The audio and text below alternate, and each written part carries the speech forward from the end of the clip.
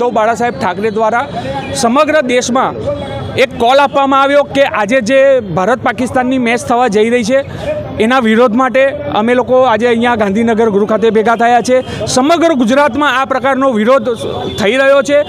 એક તરફ પાકિસ્તાન દ્વારા જ્યારે દેશના 26 જેટલા નિર્દોષ લોકો ઉપર કાશ્મીરમાં હુમલો થાય અને ત્યારે દેશના વડાપ્રધાનશ્રી એવું કહેતા હોય કે એમની સાથે કોઈ પણ સંબંધ નથી, એમની સાથે પાણી અને લોહી એક સાથે ન વહી શકે।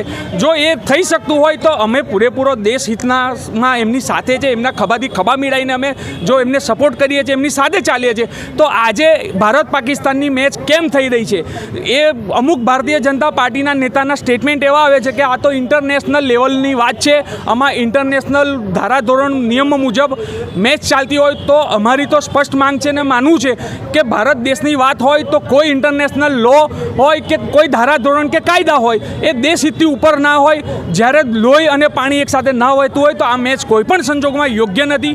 સમગ્ર ગુજરાતમાં શિવસેના ઉદ્ધવ બાળાસાહેબ ઠાકરે દ્વારા આનો વિરોધ કરવામાં આવે છે। આજે વડોદરા ખાતે પણ અમારો વિરોધ છે અને અમે પાકિસ્તાનના ઝંડા બાળીને આ મેચને કોઈ પણ સંજોગોમાં ન થવી જોઈએ એવી માંગ છે।